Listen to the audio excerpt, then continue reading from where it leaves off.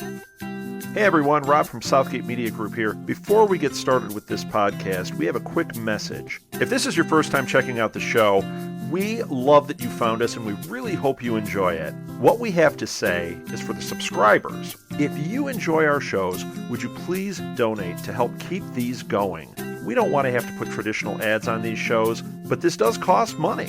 So we really do rely heavily on donations. To make a donation to the show, please go to our website, www.southgatemediagroup.com. Go to the page for the show, and in the upper right-hand corner is a donate button. It takes you right to PayPal, and you can donate whatever amount you want. Thanks a lot for listening, everybody. And now, on with the show.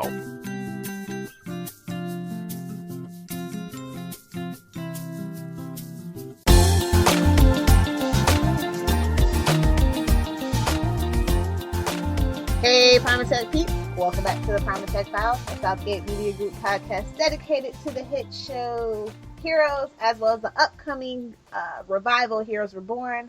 I'm Lilith, and on the hunt for specials with me, as always, is... Ricky. You alright, guys?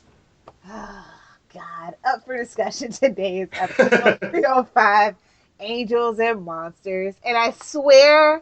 if you play the drinking game, which is every time they say monsters, you are going to be drunk.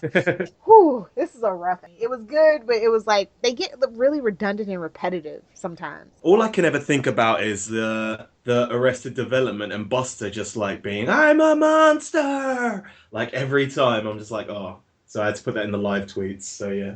So yeah, let's waste no time and get straight into the recap. This is of course episode 305, Angels and Monsters. The original air date was October 13th, 2008. This was written by Adam Armis and Kay Foster and was directed by Anthony Hemingway. I believe this is a new-ish director for season 3, so that might explain some of the choices. Claire faces Stephan Canfield, an escaped villain who can create vortexes. Peter has returned from the future where he discovers he has been affected deeply. After Adam is unhelpful in finding the formula, Hiro tries to befriend Daphne and Knox. Mahinda puts Maya in a bad situation while trying to correct the errors in his research. Lindemann tells Nathan to stay with Tracy so they can make great accomplishments. Major plot points and players. Peter shows some aggression. Nathan learns an unbearable truth. Hiro tries to prove he's a quote-unquote badass. Mohinder continues to experience the negative aspects of his synthetic ability. Claire hunts down a level 5 escapee with mixed results. Noah and Sylar go on a mission, another one. Daphne begins recruiting for a new company. And Angela receives a shocking premonition. And I'm like, no, it's just a fake out. Like the previous fake out they've done, we might as well talk about, because they had the previous one where she woke up and she saw like everyone kind of dead, and the villains of the piece showed up, which was what? Maury, Tracy, Adam, and Knox. But as we go through this episode, we will deal with some of them. So yeah. There are just a few important places, people, and things we need to discuss. The first one being Stephan Canfield and his power. Yeah. Gravitational manipulation is what they are calling it. I call him a vortex wizard. Don't judge me. Yeah. So Stephan Canfield was a prisoner of level 5 who escaped during Ellen Tyler's confrontation.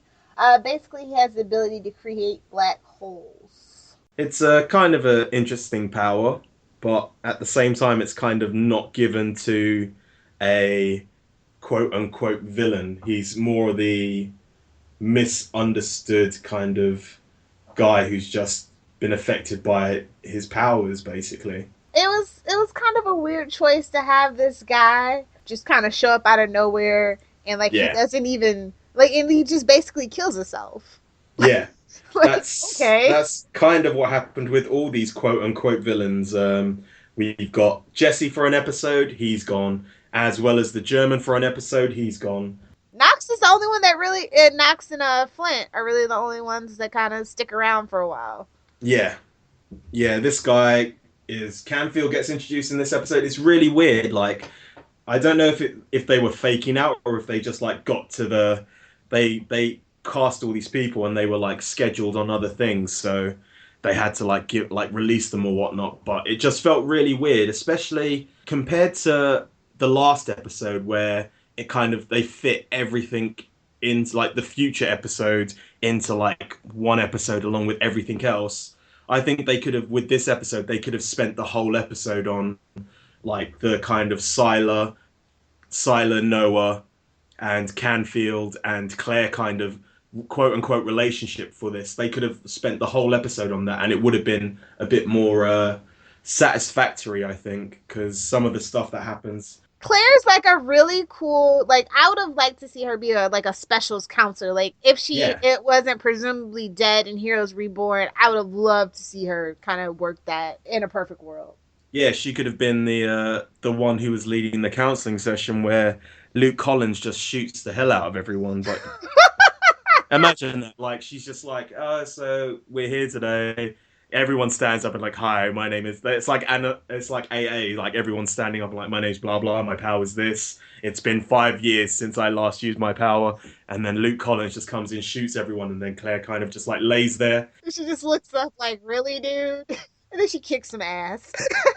Oh yeah, so Andre Arroyo was also on The Wire, and I believe The Wire was still going at this time, right? I think maybe I wasn't really up with The Wire when it first came out. Like me neither. I just sped watched all 5 seasons like last summer. Like most people, they weren't watching it when it was on, but yeah. Yeah, so I don't know. Maybe that's what it was. It was just like a really super crazy fast character arc. I think it's like one of the fastest. And I think it's not just that. It's the fact that he's very much not a one, like they try and like give him layers towards his character, but at the same time he's saying like my wife, my kids, he doesn't give names to them, so it kind of makes them like an other to us. Do you know what I'm saying? It kind of, you can't put a face to like an imaginary name. All you know is like they're known by these titles, which is my wife and my kids. It's kind of weird. Like they don't kind of the sister. Yeah, they don't contextualize anything. It's just very 1D. Yeah. We also get introduced to the puppet master, aka Eric Doyle, at the end of this episode, and we get some startling information about Arthur Petrelli. Yes. Which we will just dive into in the episode. So, yes. Let's move down over to the breakdown. Who do you want to start with? Might as well start with the old Canfield and everything surrounding him that he's sucking into his black hole, so to speak. Okay, so we basically, the first mention we get of him is Sandra's looking through Noah's files and she finds a reference to Stephan and his ability to create vortexes that make people disappear forever. So, like, yes, Claire can get hurt in this way. Yeah. We see him go to his former home to try to locate his wife, but apparently they've all moved out and the place is empty. He loses his temper and creates a vortex and then quickly shuts it down. Then, we see Claire get his attention just before tasering him. And when she tasers him, she's just so smug about it. I know, it's like, yeah, I caught my first. But at the same time, like, afterwards, instead of, like, doing anything about it, she just waits for him to wake up. It's really weird, but maybe she's just really happy about tasing someone. Yeah. It's that kind of brown hair, don't care kind of coming into play. Yeah, he wakes up and then like instead of like just creating a vortex and making her disappear, he just tries to explain his case. Yeah. And I don't know, the way that he kind of explains it, you kind of do feel sorry for him because he essentially just says he got taken away from his family. His family don't know anything about what's happened to him. They think he's just disappeared, so they've just gone on the run, or they've gone somewhere else. And all he wants is a chance to kind of say goodbye to his family and see them once more, because that's obviously what's been keeping him going in level 5. Whereas like Nox and Jesse have had like the thought of getting even with HRG. His has just been his family, so you kind of feel sorry for him.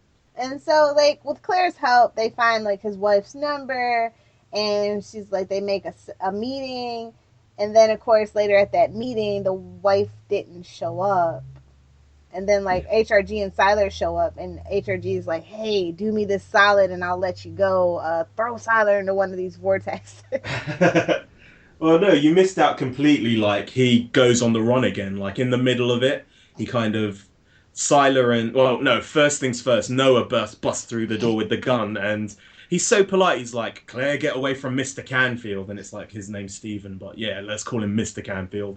And she's like, Dad, what you doing here? And then all of a sudden, Sylar, like, bursts in, like, all suited and booted, hair slicked back, and she's like, Dad, WTF, mate? Sorry, I got really Australian, but yeah. Obviously, she's having to deal with kind of... This is the first time that she's been in kind of Sylar's view since, you know, everything happened with her.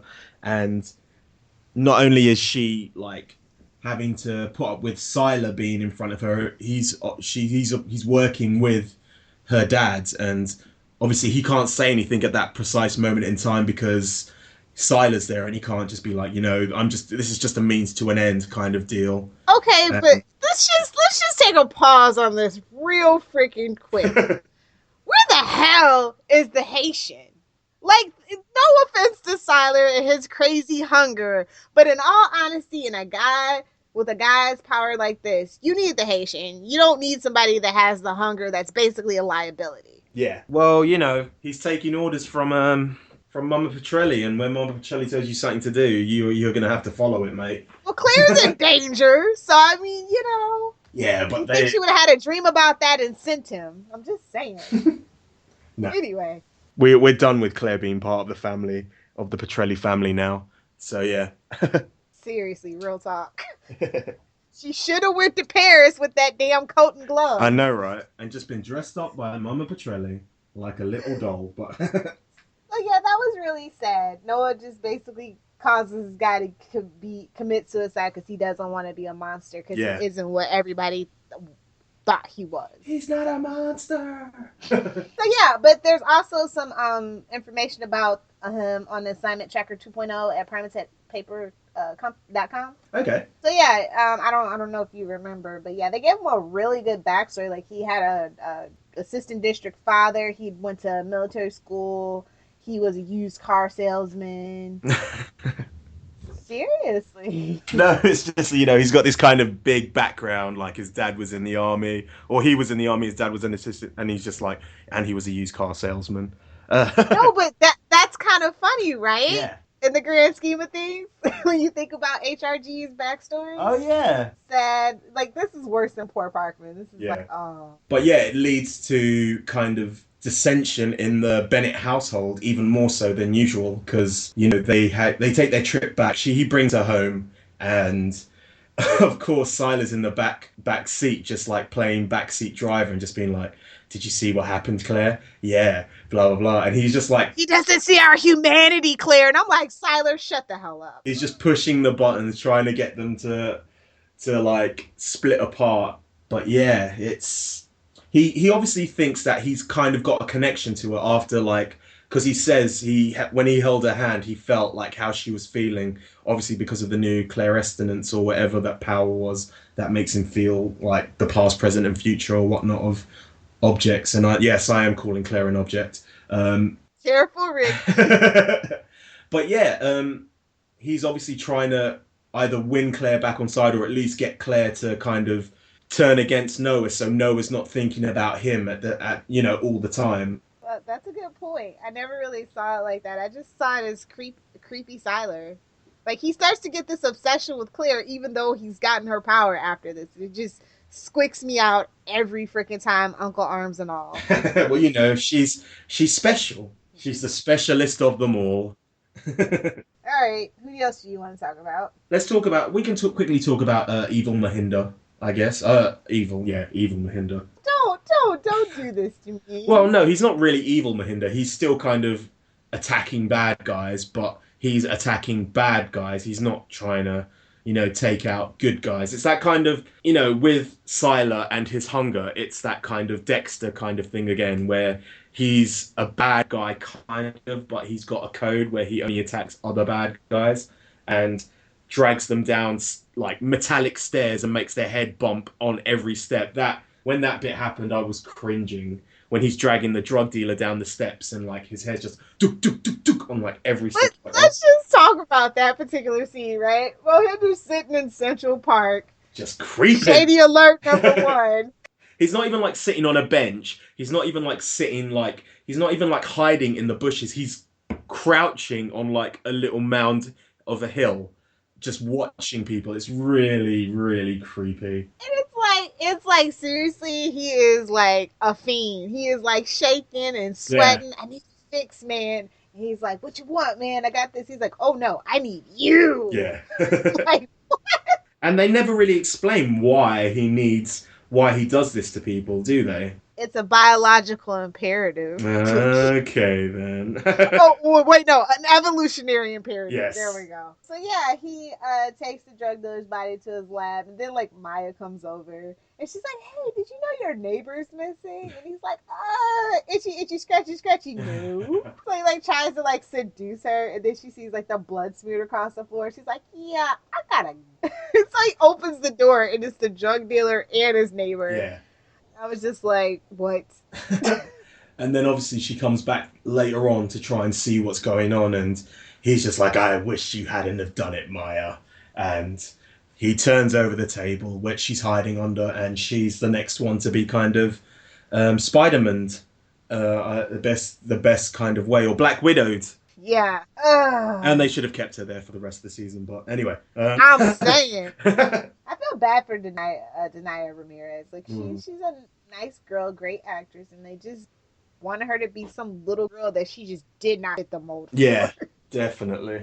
Because I remember she was like in Buffy. She was in like a couple of episodes of Buffy as one of the potentials, and she was all right in that, but then again, she didn't have many lines, and she just kicked ass from the background, so maybe that wasn't the best example. All right, who's up next? Shall we talk about Mama Petrelli and everything surrounding her? Oh, Lord. Sure, let's do it. So she starts off from the previous episode where she's telling Peter not to kill her brother, and he doesn't care and snaps his neck. Still, like, quite a little scene of Sylar with the shaky neck. So he obviously, he wants to figure out what makes her tick. So he's starting to take off the head a la Sylar. Sylar wakes up, knocks him out, and we get Peter in a coma for the rest of the episode. Yay! Where they should have kept him for the rest of the series. Like, it was so gross when, like, Sylar comes to the rescue and he, like, touches her, like, touches the blood on her head, and I'm just like, get away from Mama Petrelli, you creeper! Oh, it just doesn't feel right.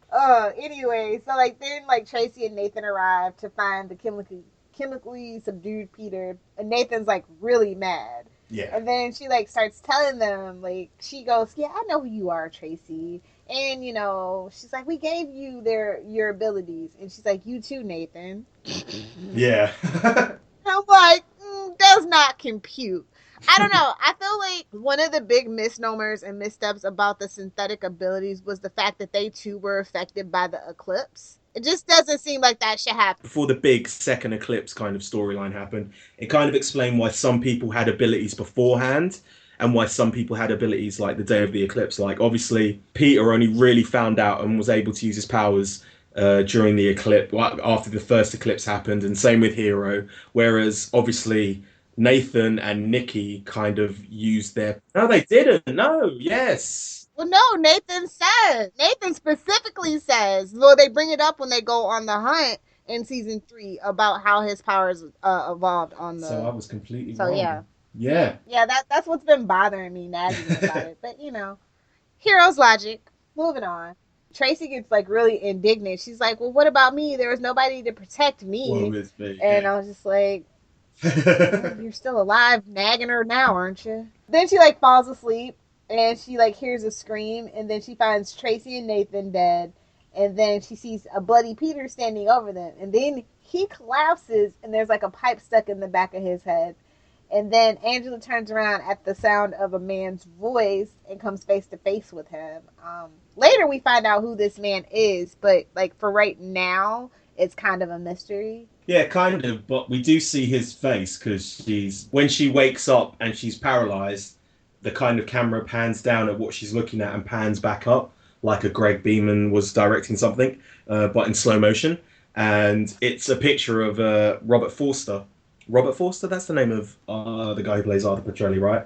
Yeah. Sure, why not? And yeah, and it shows his picture. It doesn't you can't really make out the name, but obviously you find out towards the end of the episode. So yeah. So like yeah, when she awakens, we find out that it's actually one of her dreams. But then like she's like paralyzed and she can't move, and like she's shaking her mouth, just moving her eyes from side to side, like I'm stuck. I was like, is the puppet master around here? What the heck? Also, like Nathan, kind of, this is like his argument with his mom seems to be like his breaking point for like his family, or at least him and his mom, because obviously he's had her try and push her up and be better than what he is, trying to push him to these lofty goals, and then kind of like berate him in the second season, and now just finding out that he's kind of like the son who was given, like, tested on as a kid. He even says it himself. He has a go at her saying, like, what am I, just your kind of guinea pig? And it's kind of the straw that breaks the camel's back, and he's kind of out of there. And yeah, I mean, just because like in the first season everybody thinks that Nathan's the golden boy, but now like it kind of makes sense. He was the black sheep of the family, and he was, like I said, he's like the schmuck. He did everything that his parents wanted him to do, where Peter was basically his own person. Definitely. So. And he was obviously the favorite because she says it so many times. But yeah, we see the story, and it's obvious that Peter is her favorite. The lengths she goes to save him. Who else do we want to talk about? We can quickly talk about Daphne and Hiro, I guess, because they're kind of linked once again. Hiro's kind of dealing with Adam at this point and taking him she's been taken to a bar, and he's just like, basically, Adam gives him the slip. But it's really weird because Adam is essentially like a completely different character at this point. He seems like he's being played more for comedic relief, I think, anyway. Like, what do you think? I was literally confused. Like, wait, he was only in that coffin a few months, right? Like, he did seem like a completely different person, and I'm just like, what's going on here? Yeah. Like, when did you have time to make love to a bartender's wife? Like, okay, whatever. Yeah, so, but, like, let's start with Daphne. She, the first time we meet her in this episode, she's speaking to Linderman, who asks her opinion about recruiting for Pinehurst. She's like, yeah, I'll help as long as I get paid. And then he shows her some folders, and it's information on Knox and Mohinder. And then she's like, I don't want to get my hands dirty. These are dangerous people. She also says, like, yeah, she looks at the pictures and say, oh, they look dangerous. And it's only That's two racist. people that she's, yeah. I didn't want to say it. I was thinking about how to Two word brown men, yeah. Really? Yeah. Oh, well, and then it kind of makes sense when you learn Daphne's backstory, though. I'll just, I suppose, yeah. chalk it up to her upbringing. But yeah. So then, like, Linderman's like, oh, no, they're not dangerous. They just lost their way. And so then we see Daphne actually did recruit Knox, and she's working with him, and they find Hiro and Ando in a bar. She's like, Knox is like, all right, which one has the powers? And, Ando's like, that's me. And Knox is like, all right, kill the useless one. And Ando's like, what? This is after they've already taken Adam at this, having to see Hiro kind of stab his friend. But something's not really right. It looks fake as hell. I was just like, did he just do it through the armpit? It's not even that it looks fake as hell, but it sounds fake as hell as well. Like the way that they just turn up and like Hiro's just like, we're badasses now, and the way he kind of delivers these lines are just really, really cheesy and really fake. She's really shocked and she couldn't believe that Hiro stabbed Ando or whatever. But then like her next target is Matt. Yes. And then Daphne gets all suspicious about Linda. Which is fair enough. It makes sense. And also this is kind of the start of her kind of seeing kind of like, this is like her journey now from like being the straight up villain to kind of going a bit morally grey. And by morally grey, I mean more to the good side. She started to become like go towards the light side at this point, from now on. So yeah, I think it just takes seeing Hiro stab his friend to kind of bring her back to normality, I guess. I think that's about it, isn't it? Arthur, we might just go. No, we gotta talk about Claire at the end of it, where she comes home, and Sandra goes, "Oh, thank God Meredith found you." And then it was like, Meredith didn't find me, Dad did. Wait a minute. If I'm here and you're here, who's driving the bus? And so they do a one of us, one of them, and go looking for Meredith. And I'm like, I love y'all, but y'all some dummies. And we meet Eric Doyle up close and personal. We learn that he's the puppet master, and he has a affinity for blondes. Yes.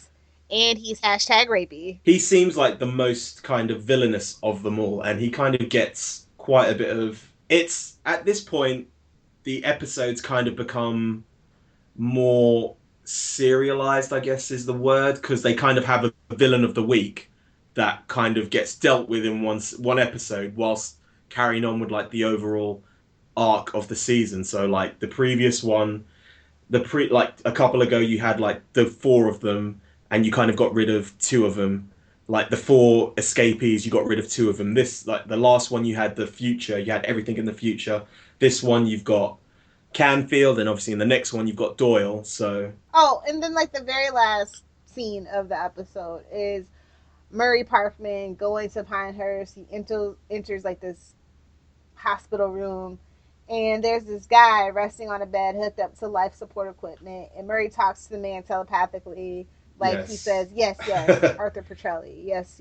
Yeah. Dun, dun, dun! But the thing about the Arthur Petrelli, like, showing up is he's kind of been talked about in the background, like, once or twice, but having the reveal of him being, like, kind of not the big bad, but, like, that he's still alive, it doesn't really have that much of an impact, whereas in season 1 you had Sylar, who was talked about quite a bit, and you had a storyline kind of concerning yourself with the capture of Sylar. When he got revealed, it still wasn't that great, but still, like, you know, he was in the background for most of it, so yeah. We gotta take another pause. Okay, so you're telling me during season 2, when Adam's on the rampage, that he's not working for this dude? Like, doesn't that make more sense? They never really explicitly say it. It's just like Adam's campaign for revenge. So it's just like, ugh.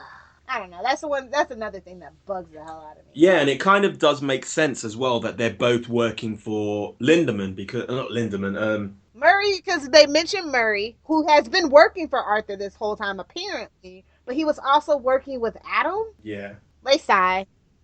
Hashtag Heroes Logic. Boom, boom, boom. Hashtag cool. Heroes Logic fail. I think Heroes Logic is always Heroes Logic fail, but yeah. Okay, so let's get into the review. Best character. I am gonna go with... I think I'm gonna have to go with Sylar. I kind of like him in this episode, kind of like just that little devil on the shoulder. Just like, go on, you hate him now, go on, you hate him. Like, he's kind of just pushing their buttons. You know what I'm saying? So yeah. I'm gonna go with Claire. The what if potential of Claire being a specials counselor. Like, she actually really excelled with it. And she took her time, and she's like the complete opposite of her father. She wants to help. She wants them to be free and rehabilitated. He just wants them locked up. Yeah. With the key thrown away. So I kind of like that dichotomy.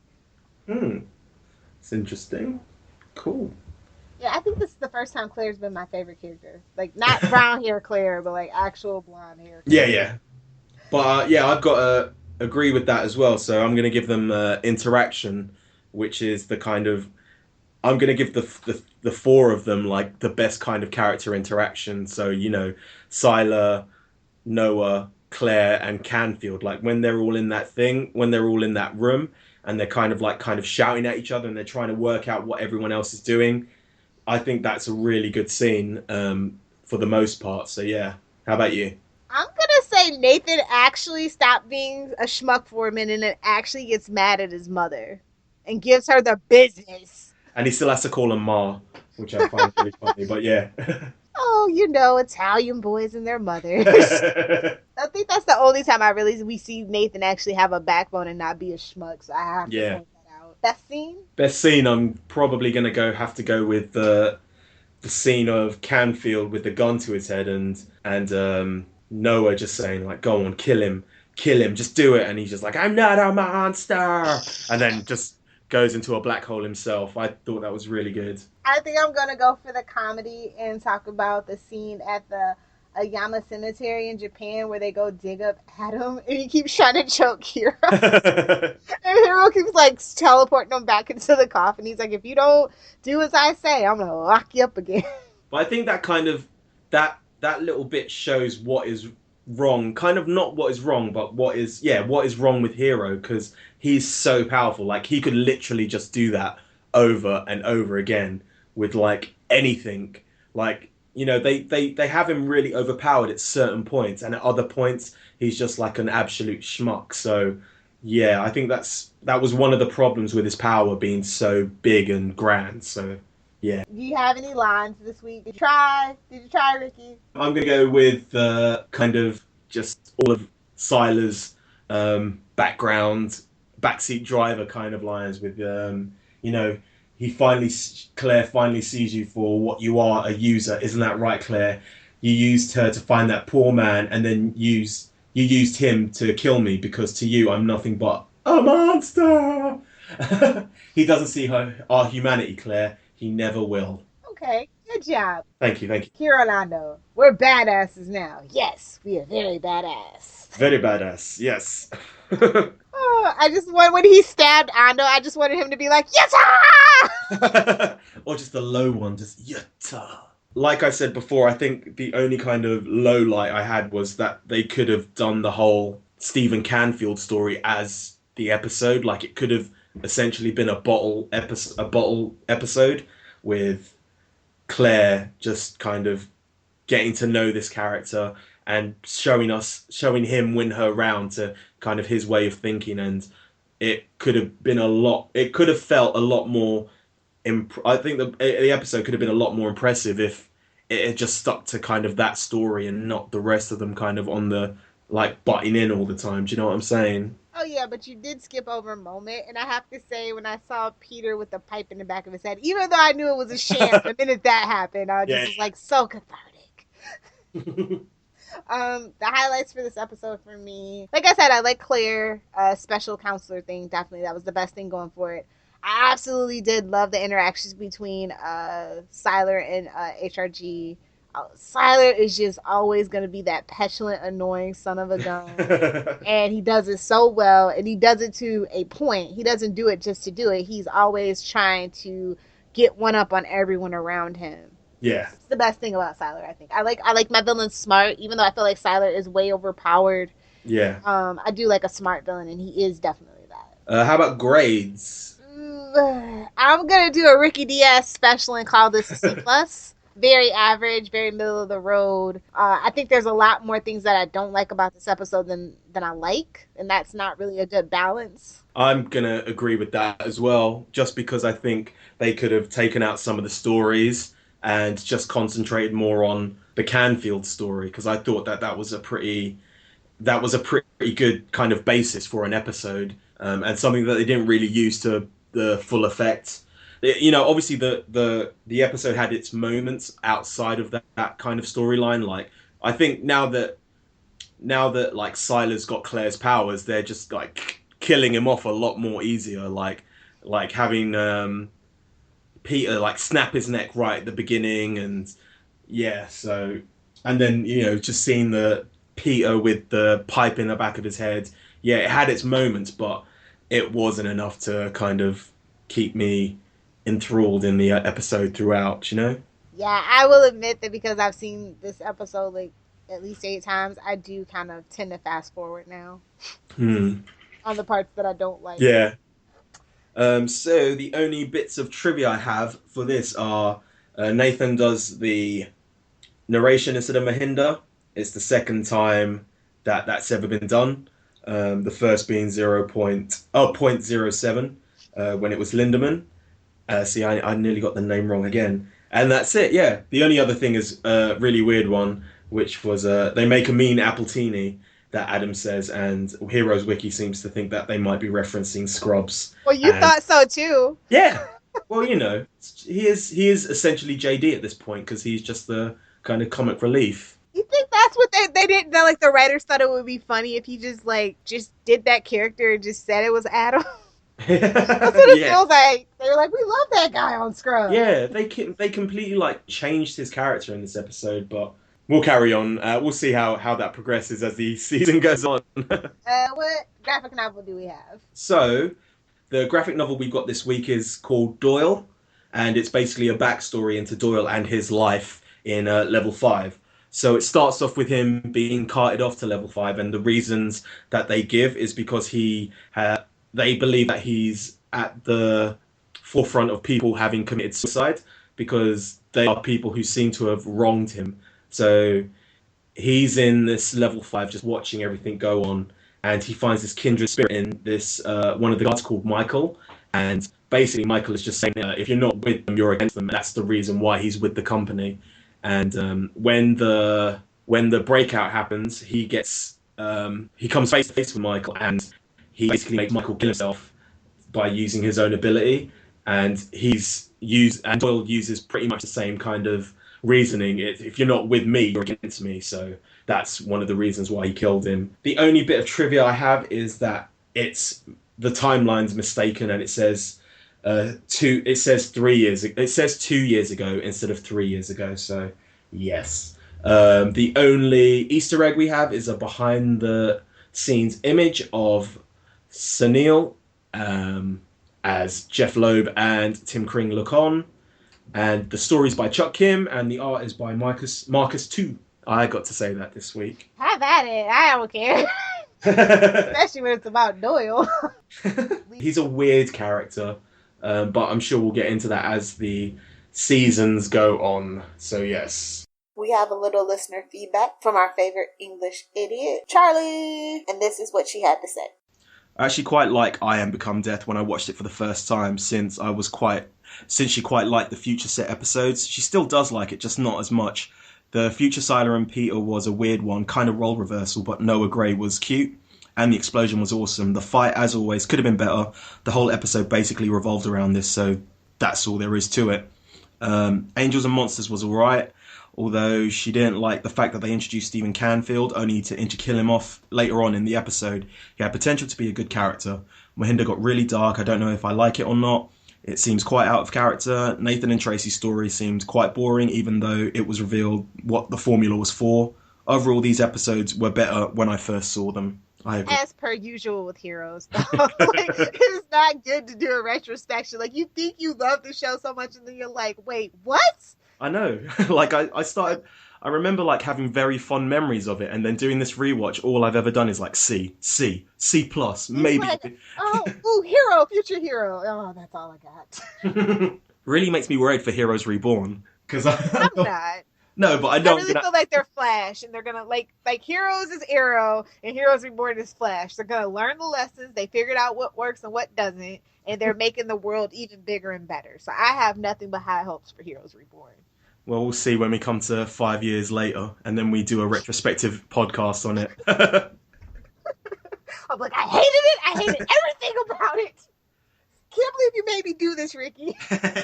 The following people were live tweeting along with us. They were either tweeting, retweeting, or faving. So I've got Nemesis HD, D Shatton 86, Mike Schmidt 09, Soft_Guitar 60, and English Idiot 101. Looks like it's time for some shameless plugs and self-promotion. We'll start with the show contact info. We here at Primatech Files love listener feedback. If you would like to get a hold of us, we have a ton of ways. You can email us via primatechfiles@gmail.com. You can leave us a private message or interact with our posts over on facebook.com/primatechfiles. We live tweet 2 episodes per week every Saturday starting at 11 a.m. Eastern Standard Time. For more information, be sure to follow us on Twitter @PrimatechFiles. You can also find us on Clamor, Tumblr, and YouTube by simply searching for Primatech Files. If you enjoy this podcast, be sure to rate, review, and subscribe to us on iTunes. What's that? You don't have an iTunes account? That's okay. We're on a lot of podcatcher services such as Stitcher and SoundCloud. All you have to do is search for, you guessed it, Primatech Files. We're also on Libsyn. And if you want to follow our RSS feed there, all you have to do is go to primatechfiles.libsyn.com and bookmark the site to stay up to date with this podcast. Libsyn is spelled Libsyn, just in case you were wondering. We look forward to interacting with you. If you love our podcast, be sure to check out Southgate Media Group's iTunes provider page to see a list of what other podcasts are hot and trending in our network. Or you can take that one step further and visit southgatemediagroup.com, where you can find a full list of our 80 plus podcasts, along with weekly blogs and information about all the hosts. With so many podcasts that cover everything from anime to wrestling, there's sure to be tons of podcasts that could interest you. Hey guys, you should know by now that you can find me on Twitter at Lilith Hellfire. If you have a Tumblr, be sure to check out it's lilithhellfire.tumblr.com. And of course, be sure to swing by my blog if you are a pop culture junkie or comic book geek at littlepopculturevulture.blogspot.com. I also host several other podcasts on the Southgate Media Group network. Some of them are The Flashpoint, Queen Consolidated, and Channel 52. So if you are into, obviously, DC comic book related stuff, be sure to check it out. You can find my writings at tvbinges.com. It's a place for all your binge watching needs, and you can also create your own TV binge and we'll help promote it. We do a monthly binge watch, which you're more than welcome to join in. Just go to their Twitter at tvbinges just to find out more information. You can find me on Twitter at RickyJDiaz. That's RickyJDiaz, or Z if you're American. Well, that's all we have for you on this installment of Primatech Files. We hope you've enjoyed our discussion of episode 305, Angels and Monsters. Please remember to drink responsibly when you are doing the drinking game. And also keep sending in those emails, and don't be afraid to leave us some comments on our Facebook posts. And if you're feeling feisty, please be sure to join in on the weekly live tweets when you can. Ricky, take us out of here. Download the podcast, save the world.